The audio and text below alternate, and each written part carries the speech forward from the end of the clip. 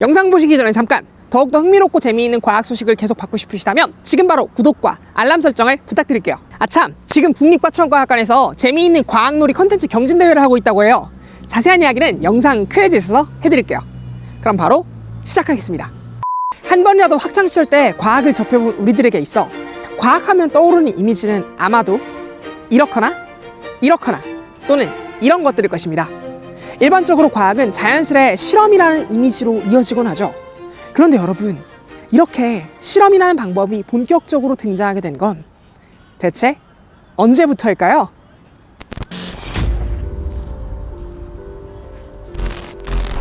고대 그리스로부터 자연에서 일어나는 일을 합리적으로 설명하고자 했던 학자들인 이른바 자연철학자들로부터 출발했다고 여겨지는 과학이라는 학문이 오늘날의 모습을 갖추기까지는 크고 작은 여러 일들이 있었습니다. 자연에서 일어나는 일에 대한 순수한 의문으로부터 출발했기 때문이었을까요? 어찌 보면 너무나 당연할 수도 있지만 고대 그리스의 자연철학자들은 자연을 인간 스스로가 의지를 가지고 조작할 수 있지 않다고 여겼습니다.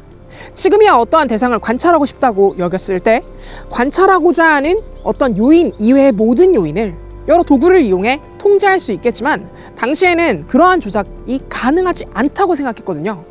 아니, 더 정확하게 말하면 아예 그러한 조작을 하고자 하는 생각 자체가 없었다고 이야기할 수 있겠네요. 그렇다면 여러분, 궁금한 게 있어요. 대체 실험이라는 것, 즉 자연 또는 환경을 조작해 원하는 대상에 대해 궁금증을 해결하고자 하는 방법은 언제부터 그리고 어떻게 등장하게 된 것일까요? 오늘은 바로 그러한 궁금증 중 그 첫 번째 이야기, 연금술로부터 시작한 실험과학의 이야기를 과학쿠키와 함께 들여다보도록 하겠습니다. 앞서 설명드린 대로 자연철학의 탄생으로 여겨지고 있는 고대 그리스의 자연철학자들은 자연을 인위적으로 조작할 필요성을 느끼지 못했습니다. 그들에게 있어서 자연의 법칙은 사색과 관조, 즉 생각과 관찰을 통해서만 깨달을 수 있는 대상으로 여겼기 때문이죠. 무언가를 조작하거나 움직이거나 인위적으로 바꾸는 것은 부유한 자신들이 아닌 노예들이 대신하는 것으로 여겼던 그들은 직접 행동하는 행위를 천하게 여길 수밖에 없었습니다. 그런데 놀라운 것은 이러한 분위기가 물씬 풍기고 있었음에도 불구하고 몇몇 자연철학자들은 기존의 생각에서 탈피해 과감한 조작들을 이행하는 모습을 보이기도 했습니다. 아리스토텔레스의 제자로 일컬어지고 있는 고대 그리스의 정복의 아이콘인 알렉산더 대왕은 수차례의 정복 전쟁을 통해 그리스의 여러 도시 국가들을 점령 그리고 통일하였고 그 기세는 페르시아까지 이르러 대제국을 건설하기에 이르게 되었죠. 이러한 과정 속에서 알렉산더 대왕은 그리스의 문화와 페르시아의 문화를 적절히 융화한 헬레니즘 문화를 탄생시키게 됩니다. 그러나 알렉산더 대왕이 갑자기 죽음을 맞이하게 되고 대제국은 각각 안티고노스 왕조, 프톨레마이오스 왕조, 셀레우코스 제국으로 분열되게 되면서 각각 그리스, 이집트, 시리아를 중심으로 발전, 번영하게 됩니다. 바로 이 시기에 알렉산더가 죽기 전 나일강 입구에 세운 도시 알렉산드리아는 무세이온이라는 연구소가 세워지게 되면서 학문의 중심지로 급부상하게 됩니다. 유클리드와 아르키메데스 그리고 프톨레마이오스와 같은 그런 저명한 자연철학자들이 바로 이곳을 중심으로 활동하기도 했죠. 그리고 바로 이곳에서 지금의 실험과는 약간 성격이 다르지만 고대 그리스의 사원소설과 같은 자연철학과 페르시아의 헤르메스주의 그리고 이집트의 기술이 적절히 융화된 결정체인 연금술이라는 비술이 탄생하게 됩니다. 연금술이란 이전 영상에서도 다뤘던 것처럼 싼 금속을 금으로 변환시키고자 하는 믿음으로부터 출발한 비술을 말합니다. 만물은 4가지 원소로 이루어진 진료와 형상의 적절한 조화로 이루어졌다고 주장했던 자연철학자 아리스토텔레스를 신봉했던 연금술사들은 물질의 형상을 바꿔 다른 물질로 바꿀 수 있다고 굳게 믿었습니다. 그들은 물질은 3단계의 과정, 즉 형상을 없애는 흑화와 새로운 형상을 만드는 백화 또는 황화, 마지막으로 반짝임을 만드는 광택화라는 3가지의 과정을 통해 물질을 변환할 수 있다고 여겼습니다. 연금술사들은 금속을 변환시키는 과정에서 정말 많은 도구들을 개발해냈습니다. 액체를 증발시켜 분류하는 도구인 증류기는 물론 불을 모으고 지피는 화덕 또는 난로, 중탕냄비, 비커, 여과기 등 모습이 조금은 다르지만 같은 용도로 오늘날까지 사용되고 있는 도구들을 그들의 손으로 직접 만들어내었죠. 도구의 발달은 좀 더 다양한 결과의 탄생으로 이어졌고 이러한 결과들에 대해서 연금술사들은 이름을 붙이기 시작했습니다. 물질이 액체에 녹아내린 용해, 미처 녹지 않은 물질을 거르는 행위인 거름, 용액이 특정한 모습으로 굳는 현상인 결정화 등이 바로 그것들이죠. 하지만 안타깝게도 이러한 도구들은 결국 연금술을 위한 도구들이었기 때문에 3세기에 핍박을 이겨내지 못하고 점차 쇠퇴하게 되는가 싶었는데, 놀랍게도 연금술의 뿌리는 이슬람으로 고스란히 전해지게 되면서 그 명맥을 이어나가게 되면 물론 더 세련되게 발전되게 됩니다. 지난 영상에서도 이야기했던 인물인 자비르 이븐 하이야는 연금술의 성공의 비결이 체계적인 행위의 반복이라는 점을 강조하면서 그 순서는 다음을 따라야 한다고 이야기했습니다. 먼저 연금술에 사용되는 대상들의 양을 잘 측정한 뒤 그 물질들을 잘 증류해 분리합니다. 다음으로 분리한 물질들을 서로 다르게 혼합해보면서 새로운 물질들을 만들어보고 기존에 없던 새로운 물질들의 특성들은 잘 기록해둡니다. 마지막 단계에서는 그 새로운 물질을 또 다시 분류하거나 분석하여 다시 그 물질을 만들 수 있는 방법을 정리해두는 것이 하이안이 주장했던 순서였습니다. 근대 화학의 실험 방법과 크게 다르지 않았던 하이안의 이러한 제안은 이슬람에서의 연구 성과를 크게 진보시키는 역할은 물론 르네상스를 맞이하게 되면서 다시금 부활하는 유럽 자연 철학자들에게 막대한 데이터와 영감을 불어넣어주게 되었습니다.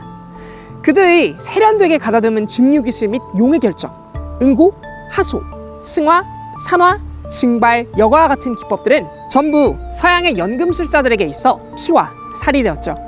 다시금 연금술이 수면으로 올라오게 되면서 서양의 귀족들은 연금술사들에게 대폭적인 지원을 하게 되는 풍조가 생기게 되었고, 이 때문에 어느 시대에나 등장하는 암적인 존재들, 사기꾼들이 등장하기도 했습니다.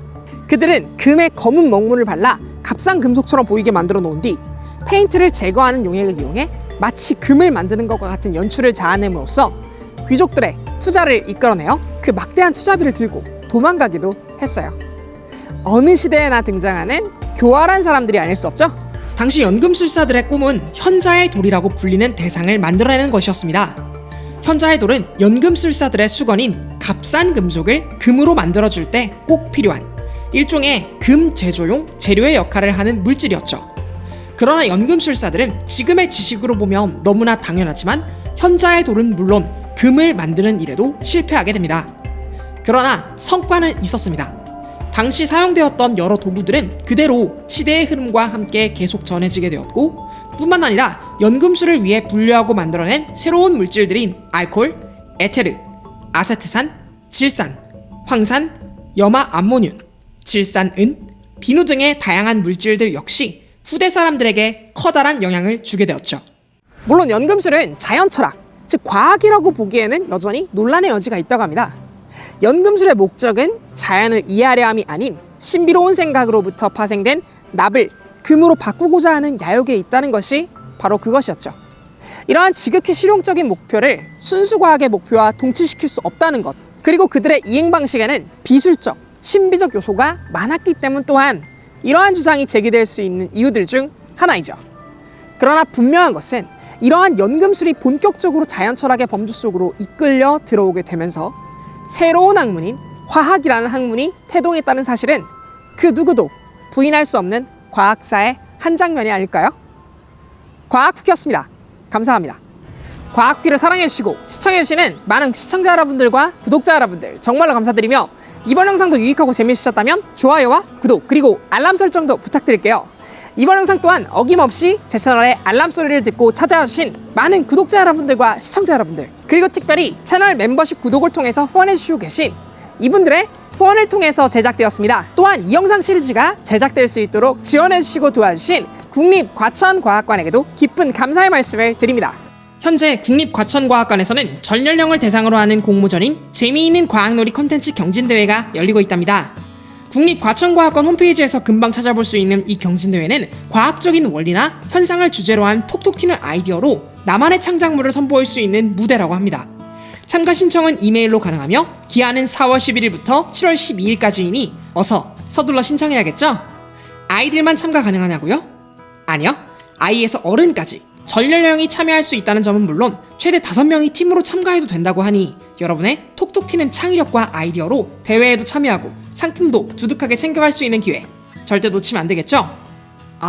저는 참여하고 싶은데 창작이 처음이라 하시는 분들도 걱정하지 마세요.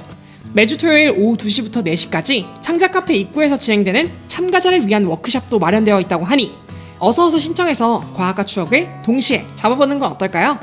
자, 이번 에피소드도 시청해주셔서 너무 감사드리고요. 계속 찾아뵙도록 하겠습니다. 언제나 그랬듯 과학을 쿠키처럼.